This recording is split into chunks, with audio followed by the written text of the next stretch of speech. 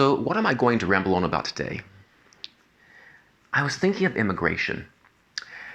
I don't think I would classify as an immigrant. I do live abroad. I lived in China for like 14 years. I've lived in Mexico, Japan, Thailand. Now I'm in Vietnam. So I've spent the past 16 or 17 years outside of America. But I haven't permanently settled in any location, so I don't think I'm an immigrant. But as someone who has lived outside their country for a long time and has integrated elsewhere, I think there's so much bullshit with immigration, you know. People, you read the news, you watch the news, and you have all these people going on and on about immigrants are a danger, or immigrants are taking jobs, and all of that nonsense. And I'm sorry, guys, it is nonsense. And I'll tell you why. Number one, in terms of immigrants causing trouble, as someone who is a non local, you know, as someone who is living abroad, I don't want trouble. I don't want people to notice me. So I mind my P's and Q's, you know. P's and Q's, is that the expression? Pleases and thanks yous? The Q's, where did the Q's come from? I don't know. I haven't thought about that, but it just came to mind. But I mind my manners, is what I want to say. In that I don't try to stir up any trouble, and I try to be a generally nice person. And it's not the only reason, but one big reason is you don't want attention. As a non-local or as an immigrant, you don't want people scrutinizing you, even if you're legal, because it's just so much more effort to go through in terms of dealing with all of the rigmarole, all of the nonsense of the trouble of what it might bring you. So, number one, in general, I find that expats or immigrants, they tend to stir up less trouble. It just makes sense, right? Do you want a lot of scrutiny on you? As a local person, you have connections maybe, you know people, you don't have the language barrier. But as a non-local, there's a language barrier. And the other people who are angry at you, they might have the connections and you might be in deep shit. So again, that's a big reason right there. And in regards to the jobs, well,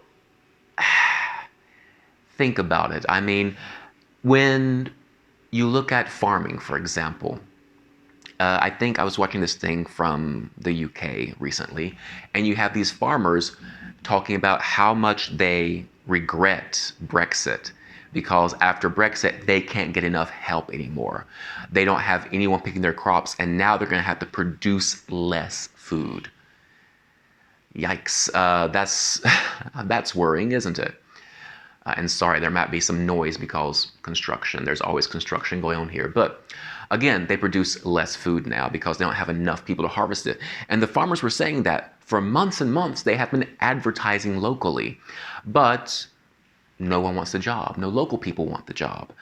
Even if they increase the salary, nobody wants the job. And I find that probably in America too. That's probably a similar situation. And at the end of the day, you get the farmers, okay, these big farmers who have these huge farms and who hire a lot of people. At the end of the day, if they do raise their prices significantly enough to attract the locals, as some people might say, well, guess what? Who's going to pay the cost of that? Who's going to pay that increased expense? The customer. It's that simple. And then the customers, the citizens, are all going to be bitching and complaining. Oh, the prices are going up. You can't win. So at the end of the day, I don't think immigration is a bad thing. I mean, first reason, as I mentioned, safety. I don't think it adds any kind of danger whatsoever. It's going to be more safe. Second, they fill roles that local people don't typically want to fill. And that ties into a third reason, in that who usually immigrates legally? Well, think about Chinese people going to America. Which Chinese people are going to America? It's the ones with money. It's the ones who go to America to study and get a higher education. Or it's the ones who have a very specific niche career that they can bring over and expertise that they can bring over and fill a gap in the local market, right? So again, it's enhancing the brain power of a country to welcome in immigration and not fight against it so much. You know, make immigrants feel welcome, make them feel like, hey, we're glad to have you here. And guess what? You're going to have more of the best and the brightest wanting to come to your country to help out and support.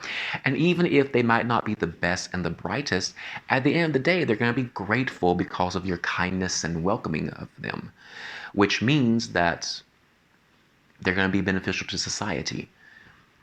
So I don't know. That's just my thoughts. I know a lot of people would disagree with that probably, but it just makes sense to me. It just seems logical. Anyway, that's my ramble today. I'll see you tomorrow.